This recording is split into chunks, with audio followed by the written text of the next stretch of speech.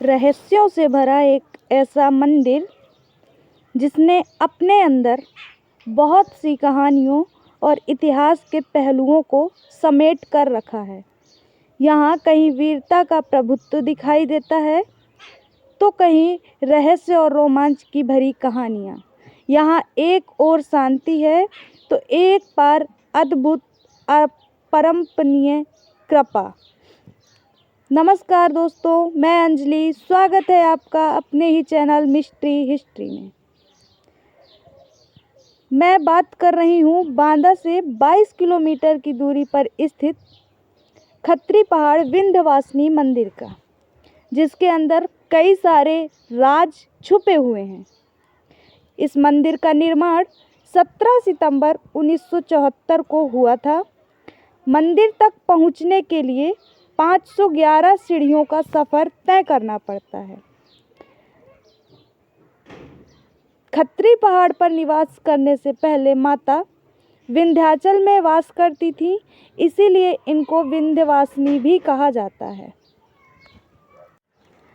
खत्री पहाड़ विंध्यवासिनी का रिश्ता सतयुग और द्वापर युग से है।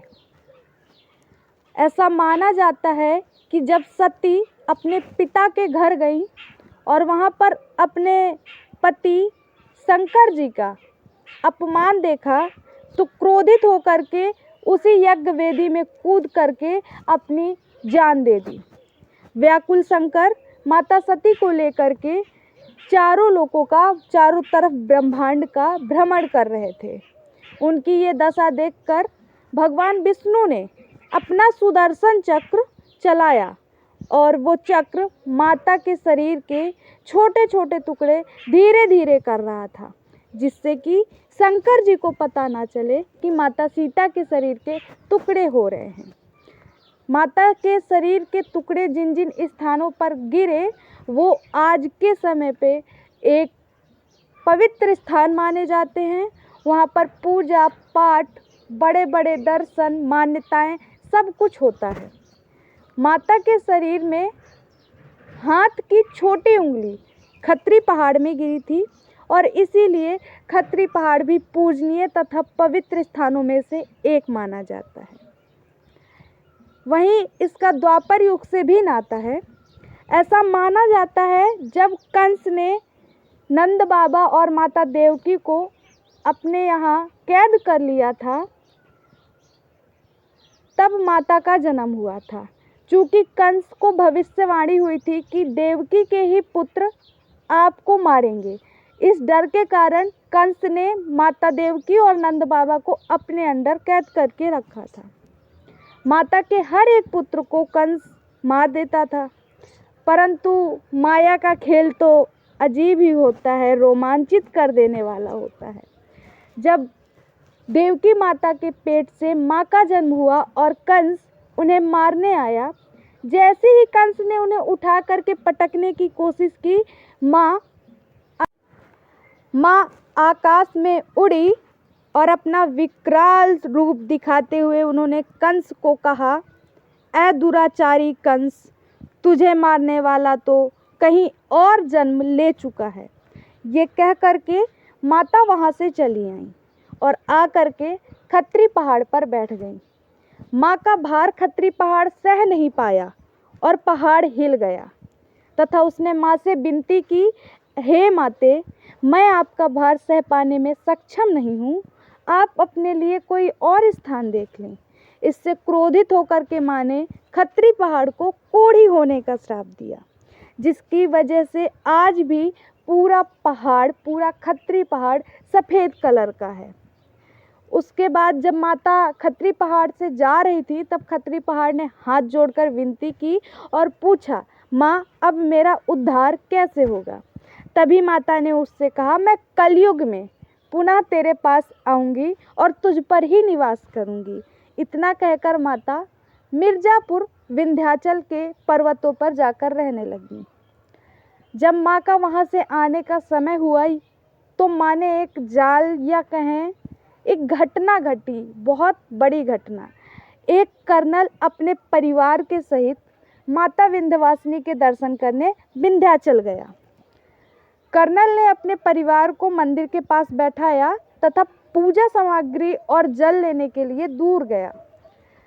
कर्नल की पत्नी ने काफ़ी ज़्यादा सोने के आभूषण पहन रखे थे, जिन्हें देख करके वहाँ के पुजारी की नीयत बिगड़ गई।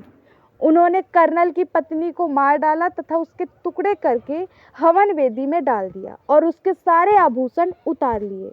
हवन वेदी में डालने के बाद पुजारी ने वहाँ का ताला लगाया और बाहर आकर बैठ गया। यहाँ पर एक गलती पुजारी से हो गई, उसने कर्नल की पत्नी को तो मार दिया, परंतु कर्नल के 10 वर्षीय पुत्र। माता ने पुजारी की बुद्धि हर ली और पुजारी ने कर्नल के पुत्र को नहीं मारा। जब कर्नल वापस आया और उसने अपने बेटे से पूछा, माँ किधर है? बेटे ने रोते हुए बताया, इस पुजारी ने माँ को मार डाला। जब कर्नल ने उनसे दरवाज़ा खोलने के लिए कहा तो पुजारी ने कहा, ये तो सतयुग और त्रेता युग से बंद है, इसे खोलने की परमिशन हमें नहीं है। तब कर्नल ने गुस्से में अपनी राइफल निकाली और फायर की, जिससे डर करके पुजारी ने हवन वेदी का ताला खोल दिया। वहाँ कर्नल ने देखा कि उसकी पत्नी के टुकड़े हवन वेदी में पड़े हुए हैं।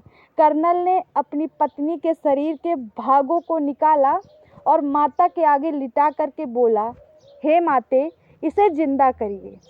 तब माँ प्रकट हुई और उन्होंने कहा, अगर मैं इस तरह जिंदा करने लगी तो धरती का संतुलन ही बिगड़ जाएगा। साथ ही माता ने कहा कि इसका कोई दोष नहीं था, ये निर्दोष मारी गई है, इसलिए इसके साथ न्याय होगा। और ये कहने के बाद माता विंध्याचल छोड़कर पुनः खत्री पहाड़ आई। गिरुआ के ब्राह्मण परिवार की कन्या के सर पर सवार होकर माता ने बताया कि मैं विंध्यवासिनी हूँ और मुझे खत्री पहाड़ पर जगह दीजिए, परंतु उसको बच्ची समझकर लोगों ने इग्नोर किया। तब गिरुआ से खत्री पहाड़ तक करीब 5 से 6 मिनट में ही माता पैदल पहुंच गईं और वहां पर जाकर के वहां के निवासियों से उन्होंने ये बात कही। लोगों को भरोसा नहीं हुआ। तब उनमें से किसी एक ने कहा, ठीक है, अगर आप माता हो तो आप कोई ऐसा कार्य करो जो एक आदमी, एक सहज मानव, एक समान मानव नहीं कर सकता। तब माँ ने एक बड़ी सी चट्टान, बड़े से पहाड़ पर अपना हाथ रखा। हाथ रखते ही पहाड़ के 2 टुकड़े हो गए। पहाड़ के बड़े वाले टुकड़े में 4 देवियों की मूर्ति उभरी तथा छोटे वाले टुकड़े में 3 देवियों की मूर्ति उभरी।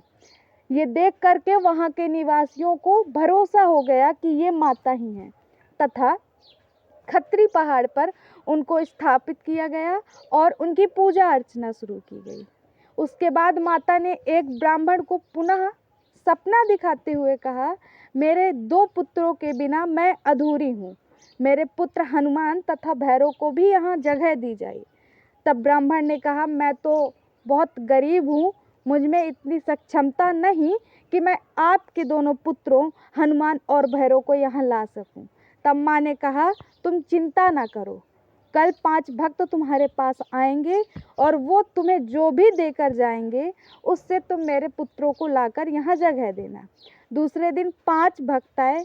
उन्होंने अपने श्रद्धा के अनुसार 51,000, 21,000 ऐसे उस ब्राह्मण को दान दिया।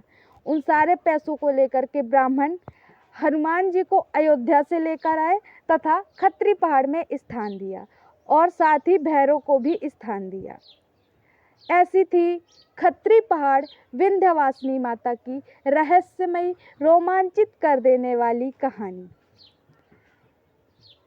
यहाँ आना अपने आप में एक बेहतरीन अनुभव कराता है। पहाड़ों के ऊपर से जब नीचे का दृश्य देखो, वो अद्भुत नज़ारा होता है, दिल को सुकून देता है, हमको अध्यात्म से जोड़ता है, माता से जोड़ता है। यहाँ पुजारियों का और भक्तों का तांता लगा होता है।